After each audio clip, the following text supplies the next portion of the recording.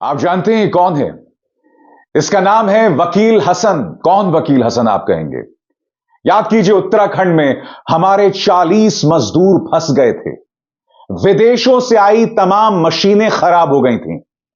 तब वकील हसन ने अपनी जान पर खेलकर, वकील हसन जो कि एक रैट माइनर था, अपनी जान पर खेलकर हमारे 40 मजदूरों की जान बचाई थी। मैं क्यों चर्चा कर रहा हूं वकील हसन की? क्योंकि दिल्ली में वकील हसन के घर को बुलडोजर से रौंद दिया गया है। आज मैं सिर्फ वकील हसन की बात नहीं करूंगा, आज एक और खबर की बात करूंगा। क्या आप जानते हैं कि राजस्थान के कोटा में एक स्कूल में 3 मुसलमान टीचर्स को निलंबित कर दिया गया था। उन पर आरोप क्या था? उन पर आरोप था धर्मांतरण और लव जिहाद का। क्या आप जानते हैं कि उस स्कूल के कई स्टूडेंट्स, हिंदू स्टूडेंट्स ने एसडीएम तक मार्च किया, प्रदर्शन किया कि हमारे टीचर्स पर लगाए गए सभी आरोप झूठे हैं, उनका निलंबन वापस लीजिए, उनके साथ इंसाफ कीजिए। सांप्रदायिक भाईचारे की एक अनूठी मिसाल। मैं नहीं जानता हूं दोस्तों, ये दोनों खबरें आपस में जुड़ी हुई हैं या नहीं जुड़ी हुई हैं, ये मैं आप पर छोड़ता हूं, मगर सबसे पहले मैं बात करना चाहूंगा वकील हसन की। मैं आपको वो वीडियो दिखाना चाहता हूं। दिल्ली में देखिए किस तरह से उनके घर को तोड़ दिया गया। डीडीए ने उनके घर को तोड़ दिया। ये वो वकील हसन है। मैं आपको याद दिलाना चाहूंगा कि मुकेश अंबानी के न्यूज चैनल ने भी इनको सम्मानित किया था। शाहरुख खान ने कहा कि मुझे खुशी होती है इन लोगों के साथ सेल्फी खिंचवाने में। इस वकील हसन जिसने हमारे 40 मजदूरों की जान बचाई थी, उनके घर को डीडीए ने तोड़ दिया। डीडीए का क्या कहना है? डीडीए का यह कहना है कि वकील हसन का जो घर है एक ऐसी जमीन पर था जिस पर कब्जा किया गया था। वकील हसन का कहना है कि मेरा घर तो 2012 से है और मैंने तमाम जो जरूरतें थी उसे पूरा किया है, मेरा अनअधिकृत घर नहीं है, मगर उनका घर तोड़ दिया गया है। शुक्र है इस मुद्दे पर रिंकिया के पापा माननीय सांसद मनोज तिवारी भी सामने आए हैं और मनोज तिवारी ने भी कहा है कि वकील हसन के साथ इंसाफ होगा और प्रधानमंत्री आवास योजना के तहत उन्हें घर मिलेगा। मगर मैं आपसे एक सवाल पूछना चाहता हूं दोस्तों, इतनी आसानी से वकील हसन जिसने हमारे 40 मजदूरों की जान बचाई, उसके घर को बुलडोजर से रौंद क्यों दिया गया? बताइए। मैं आपके सामने कुछ तस्वीरें रखना चाहता हूं। ये 3 चेहरे याद हैं आपको? ये हैं आईआईटी बीएचयू की एक छात्रा के दुष्कर्म में आरोपी। ये 3 छात्र, ये भाजपा से जुड़े हुए हैं, ये कम से कम भाजपा से जुड़े हुए थे। यही नहीं, वो दुष्कर्म करने के बाद ये लोग मध्य प्रदेश गए और वहां पर भारतीय जनता पार्टी के लिए प्रचार भी किया। पुलिस को सारी जानकारी 1 या 2 दिन में मिल गई थी, मगर मध्य प्रदेश के चुनाव खत्म होने का इंतजार किया, बाद में जाकर इनको गिरफ्तार किया गया। मैं आपसे सवाल पूछना चाहता हूं, एक हिंदू लड़की के साथ दुष्कर्म किया था इन्होंने, क्या इनके घर पर बुलडोजर चला? आपको याद है उत्तराखंड में अंकिता भंडारी, उसकी हत्या में आरोपी एक ऐसा व्यक्ति जो बीजेपी के नेता का बेटा है, क्या उनके घर पर बुलडोजर चला? यही नहीं दोस्तों, बलात्कारी राम रहीम, भारतीय जनता पार्टी इन्हें न जाने कितनी बार पैरोल पर रिहा कर चुकी है। इन पर बलात्कार का गुनाह साबित हो गया है, हत्या का मामला है, क्या इनके घर पर बुलडोजर चला?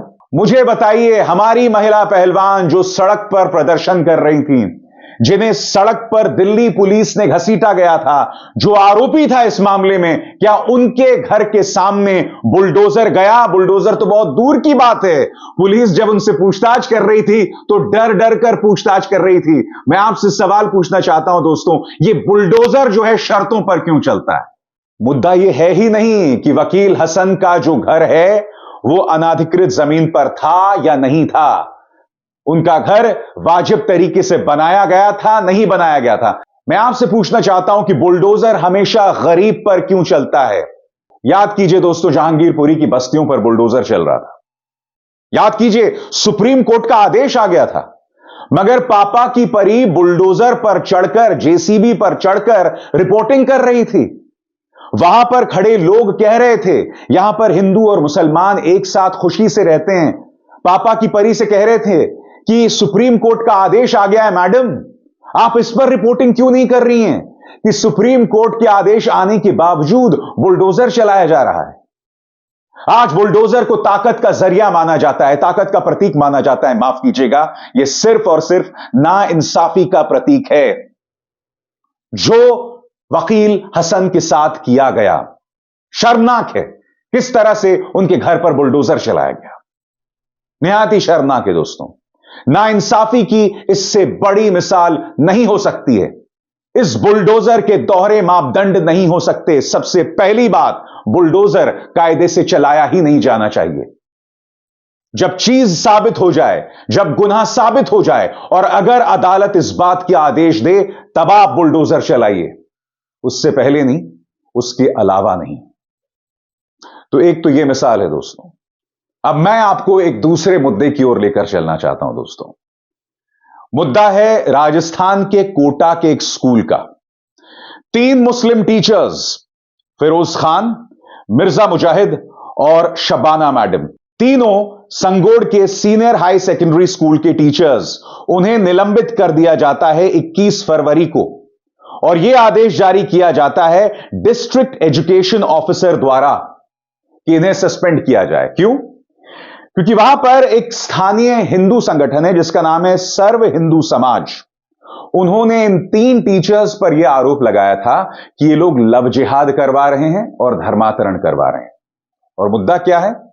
2019 में इसी स्कूल में एक हिंदू लड़की पढ़ा करती थी। वो हिंदू लड़की एक मुसलमान लड़के से प्यार करने लगी और 2020 को उसी मुसलमान लड़के के साथ वो गांव छोड़कर चली गई। सर्व हिंदू समाज का आरोप है कि ये सब इन 3 टीचर्स की वजह से हो रहा था। नतीजा यह हुआ कि सर्व हिंदू समाज के दबाव में इन तीनों टीचर्स को निलंबित कर दिया गया है। मगर अब एक खूबसूरत मिसाल सामने उभर कर आई है दोस्तों। एक एक तस्वीर मैं आपको दिखाऊंगा। सबसे पहले देखिए, तमाम विद्यार्थी अपने उन 3 टीचर्स के पक्ष में मार्च करते हुए। यह वीडियो देखिए। मैं उनकी पहचान इसलिए छुपा रहा हूं दोस्तों क्योंकि वो बच्चे हैं, 18 साल से कम हैं। मैं नहीं चाहता हूं कि उन्हें मैं किसी भी विवाद में खींचूं, इसलिए मैंने उनकी पहचान को छुपा दिया है। देखिए उन्होंने किस तरह से मार्च किया।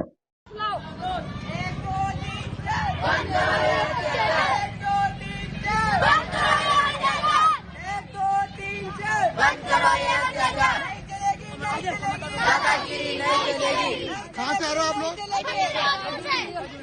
पैदल ही आ रहे हो लोग? आपकी क्या मांगे?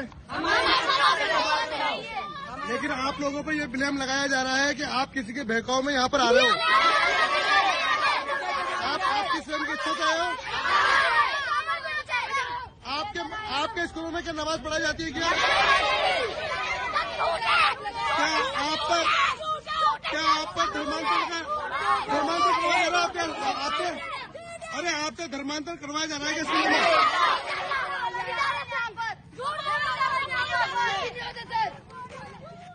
बात यहां नहीं रुकती। मैं आपको एक विद्यार्थी की आवाज सुनाना चाहता हूं। उसका नाम कुछ और था, मैं उसका नाम नवीन दे रहा हूं। नवीन का यह कहना था कि उसे जबरदस्ती उस पर दबाव बनाया गया कि उन 3 टीचर्स पर आरोप लगाओ कि उनसे जबरदस्ती नमाज पढ़ाई जाती है। आज वो अपनी गलती स्वीकार कर रहा है। आइए सुनते हैं नवीन की आवाज। नवीन की आवाज के दर्द को भी महसूस कीजिए, वो किस तरह से रो रहा है अपने टीचर्स के लिए, वो भी देखिए, सुनते हैं। वीडियो वायरल नहीं कोई स्कूल में कुछ ऐसा नमाज वमाज कुछ नहीं पढ़ाया गया, हमको धमका के बोला गया था। किसने बोला? वहाँ पे आपने जब भी मीडिया करी थी वहाँ से, वहाँ पे बुलाकर जोर जबरदस्ती बुला गया था। नहीं होती थी नमाज, नहीं होती, कुछ नहीं होता था स्कूल में, टीचर भी अच्छे थे।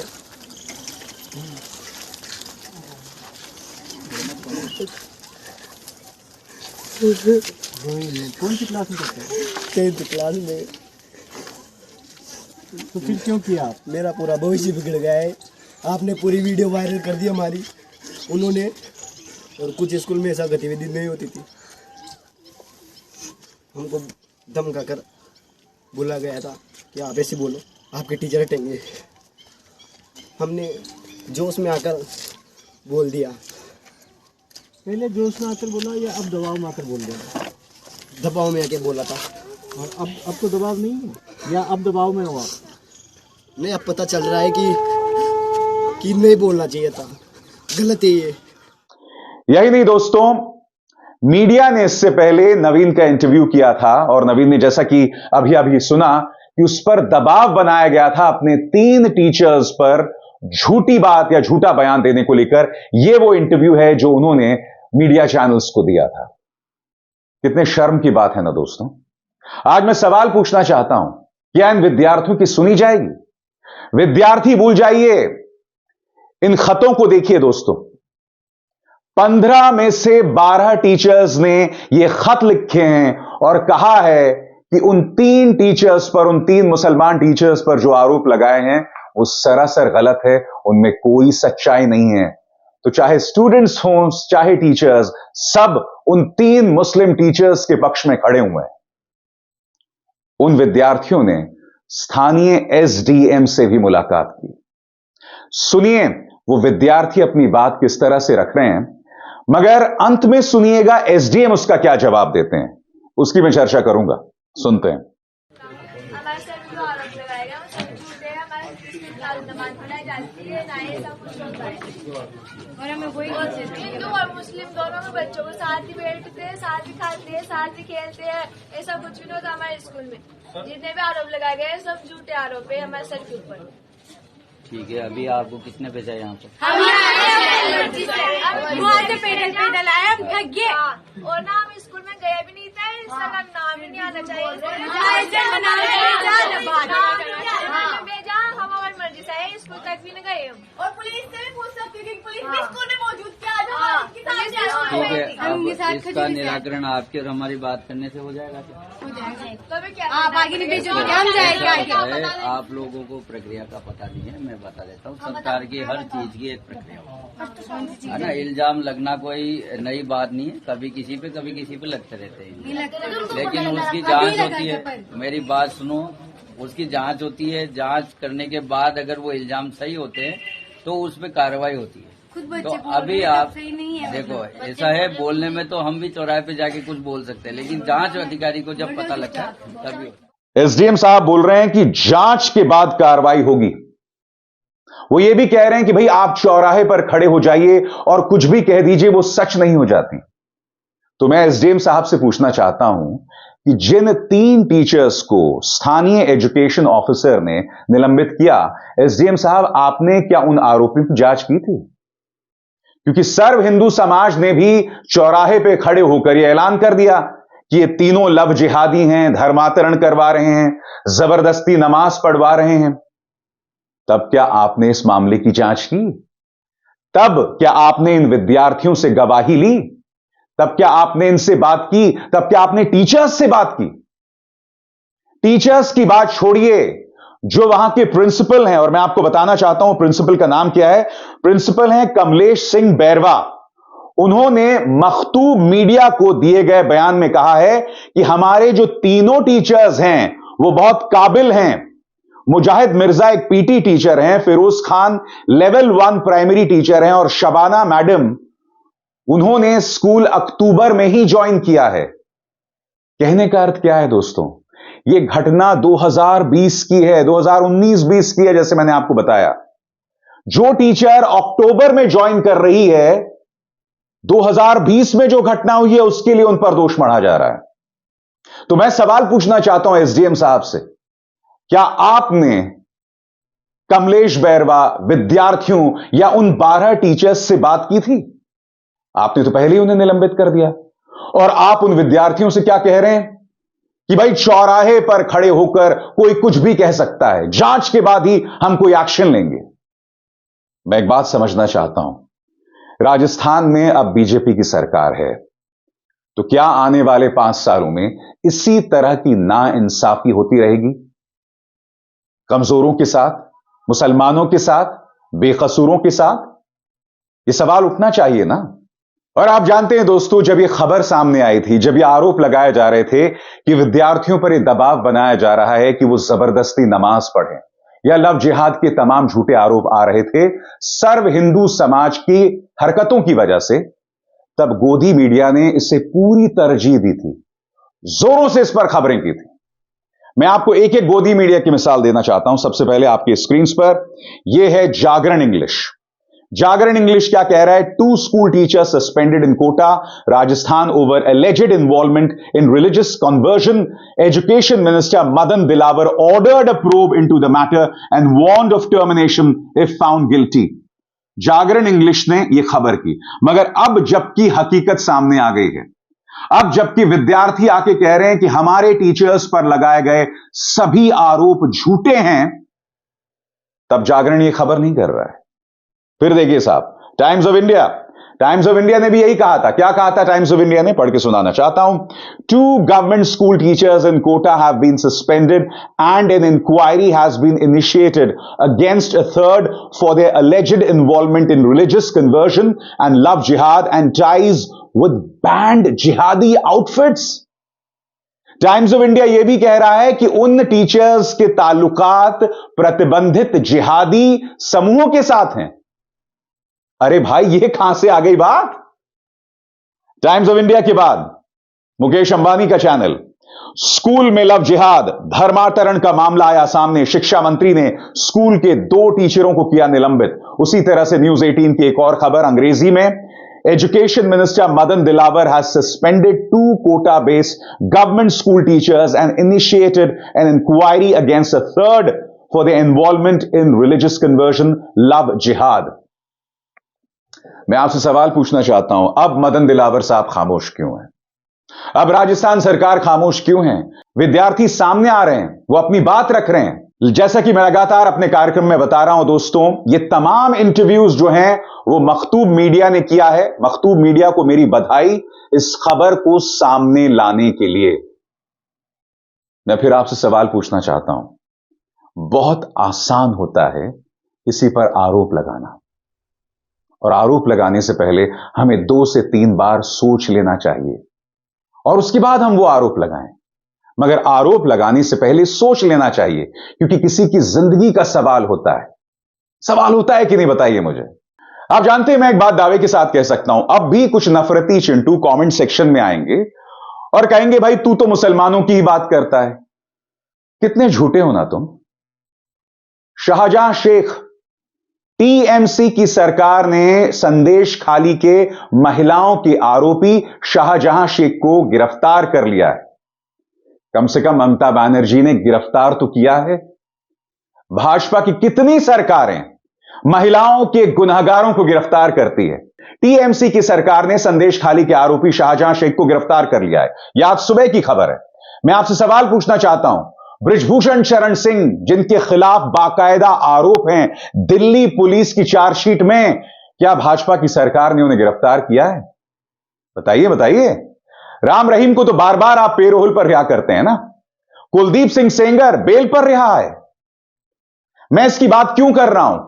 क्योंकि मेरे ही मंच पर मैंने शाहजहां के मुद्दे पर ममता सरकार को कटघरे में रखा था। आधा दर्जन शोज उस पर किए थे। बताइए, क्या गोदी मीडिया ने कभी हिम्मत दिखाई है बृजभूषण शरण सिंह को कटघरे में रखने की, भाजपा को कटघरे में रखने की? जिस तरह की नरमी वो राम रहीम को लेकर दिखलाते हैं, शाहजहां शेख को लेकर मैंने लगातार खबरें की हैं। ममता सरकार को कटघरे में रखा है। कम से कम ममता सरकार अपने एक नेता को गिरफ्तार तो कर रही है, या भाजपा ऐसा करती है? इसीलिए मेरे कमेंट सेक्शन में आके अनर्गल बयान मत दीजिए, गिरेबान में झांकिए। यह सोचिए कि एक पॉलिटिकल विचारधारा से आपके अंदर किस तरह जहर भरा जा रहा है। क्या आप उन तमाम चीजों को देखेंगे? क्या आप इन दोहरे मापदंड को देख रहे हैं? क्या आप देख रहे हैं किस तरह से भाई भाई में खाई पैदा की जा रही है, जहर पैदा किया जा रहा है, और आप और हम सब उस जहर में सराबोर हो रहे हैं? बताइए, बात सही है या नहीं? अभिसार शर्मा को दीजिए इजाजत। नमस्कार। स्वतंत्र और आजाद पत्रकारिता का समर्थन कीजिए, सच में मेरा साथी बनिए। बहुत आसान है दोस्तों, इस ज्वाइन बटन को दबाइए और आपके सामने आएंगे ये 3 विकल्प, इनमें से एक चुनिए और सच के इस सफर में मेरा साथी बनिए।